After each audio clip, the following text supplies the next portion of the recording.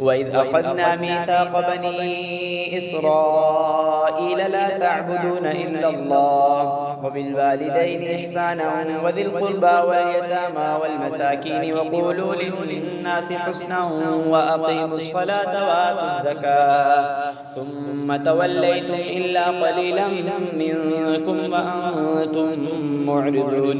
وإذ أخذنا ميثاقكم لا تسفكون دماءكم ولا تخرجون أنفسكم من دياركم ثم أقررتم وأنتم تشهدون.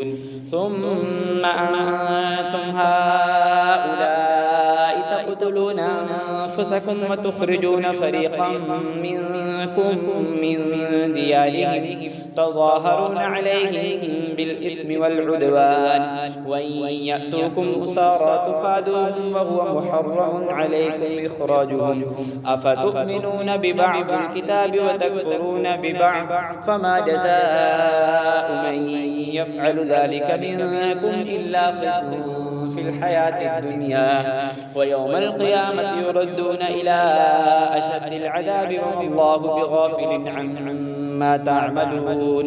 أولئك الذين اشتروا الحياة الدنيا بالآخرة فلا يخفف عنهم العذاب ولا هم ينصرون. ولقد آتينا موسى الكتاب وقفينا من بعده بالرسل وآتينا عيسى ابن مريم البينات وأيدناه بروح القدس أفكلما جاءكم رسول بما لا تهوى أنفسكم استكبرتم ففريقا كذبتم وفريقا تقتلون. وقالوا قلوبنا غلف بل لعنهم الله بكفرهم فقليلا ما يؤمنون.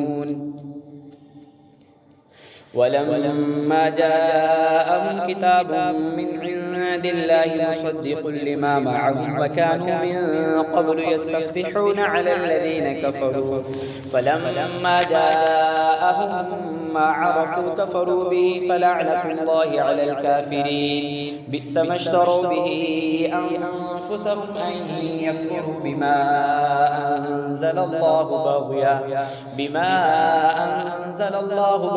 أن ينزل الله من فضله على من يشاء من عباده فباءوا بغضب على غضب وللكافرين عذاب مهين. وإذا قيل لهم آمنوا بما أنزل الله قالوا نؤمن بما أنزل علينا ويكفرون بما وراءه وهو الحق مصدقا لما معهم. قل فلم تقتلون أنبياء الله من قبل إن كنتم مؤمنين. ولقد جاءكم موسى بالبينات ثم اتخذتم العجل من بعده وأنتم ظالمون.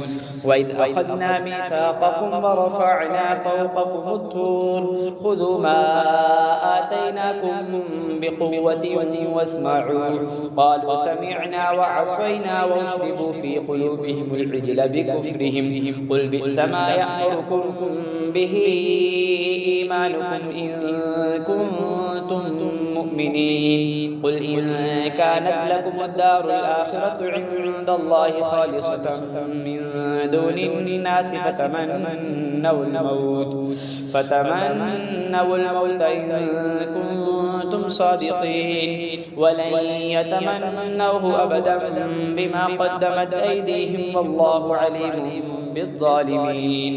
ولتجدنهم أحرص الناس على حياة ومن الذين أشركوا يود أحدهم لو يعمر 1000 سنة وما هو بمزحزحه من العذاب أن يعمر والله بصير بما يعملون.